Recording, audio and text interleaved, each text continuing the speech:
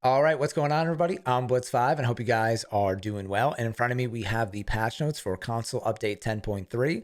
This was launched onto PC a few weeks ago and was delayed on console, which is why I'm doing this video now.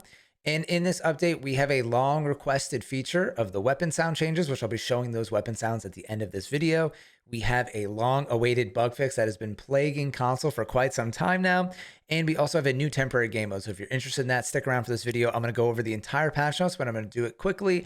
So this is a shorter style video compared to some of the patch notes ones in the past. And if you are wondering when this is going live, this is going to be updated on Tuesday, February 23rd, and these are the live maintenance schedules right here. So if you're in the US, this will be available on Tuesday sometime in the morning. And if you're in the UK or Europe, this will be available in the early afternoon. So very excited to try this stuff out. And then something before we get into the update, I found this message really interesting. I noticed this in the PC patch notes as well.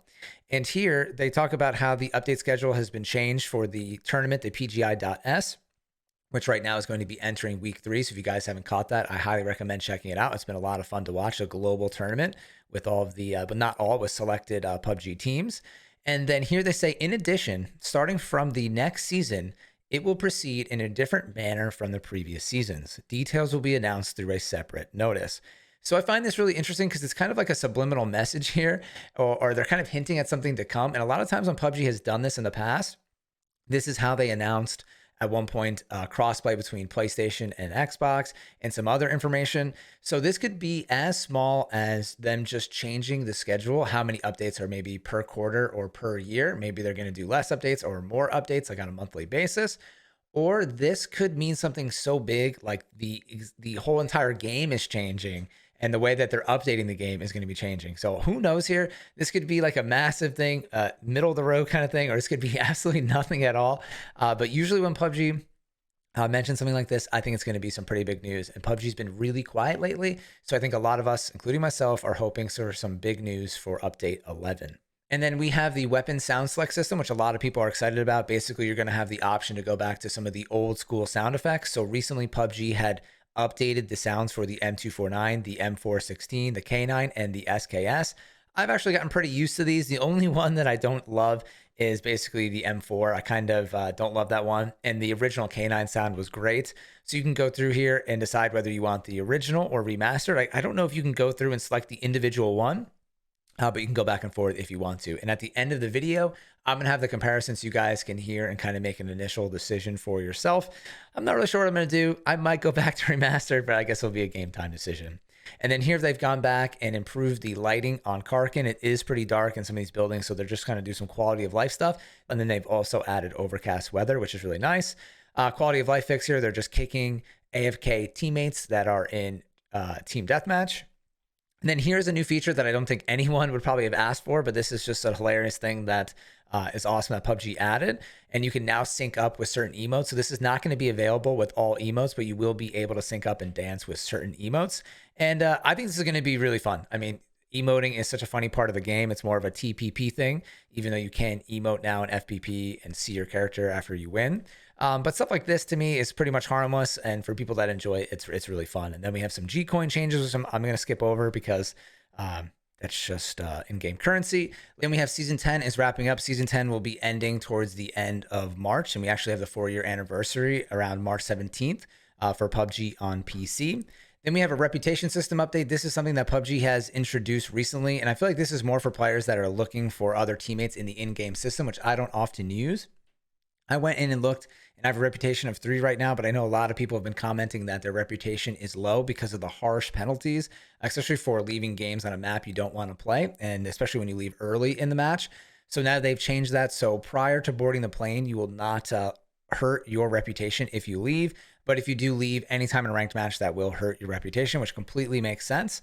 I feel like it's nice that they're adding this into the game, but this update totally makes sense to make it a little bit more fair, because sometimes people just don't want to play a certain map and they do leave in the early stages. Then we have an inventory improvement follow-up. So this is specifically for consoles. So on console, they had changed the inventory system, which I myself am not a fan of. I did not appreciate this update. Some of the things, some small things I did like, but as a whole, I did not like this update. So they made some changes to this. They're improving this. They've also reverted some of the changes, and they've given back some of the features we had in the past. For example, you can now use the D-pad when you're going through items. That was usually the case. You would go up and down on the D-pad or left and right. And then they changed it to the bumper system, which was kind of annoying. So they've added that back in. They've changed the color. It went from being kind of transparent to very dark boxes so you couldn't see through them. So it looks like that they've improved that. And they've reverted back the pop-up confirmation button. And they also did a bug fix here. So very excited to try, or I should say apprehensive really, to try this out. I really hope that this is working better. I don't know if it's me or my controller, but I've definitely been having some issues with this system. I know a lot of people out there have been feeling the same way. So we'll just have to wait and see until we get into the game to find out what's going on there. Then we have some performance updates, which is always great for console, constantly trying to improve the game. Recently, it seemed like PUBG took a step back with the console performance. I've seen clips of people driving through buildings again, through bridges, and that's really unfortunate at this stage in the game. And then before we end on the new game mode that's going to be temporary and only around for 1 week, zone tag, I want to show you guys that PUBG did make a very important fix to one of the issues in the game. So you can see here are all of the gameplay bug fixes that PUBG is working on. They definitely, whether you notice or not, PUBG is working on a lot of fixes in the game. But something that has been really frustrating lately is the gas can glitch, which has already happened on PUBG console and came back again with vengeance in this last update. So right here, they have fixed an issue where items would be dropped after using the gas can on vehicles, even without accessing the inventory. So if you weren't a victim of this, congratulations. But if you went to use the gas in any vehicle, sometimes you would drop your ammo. Sometimes it would completely disappear from the game altogether. Very frustrating glitch. I had this happen to me 30 minutes into the game. I dropped all of my ammo and all of my AR ammo, and I lost the game because of it, and it was very frustrating. So I'm happy to see that PUBG has fixed that.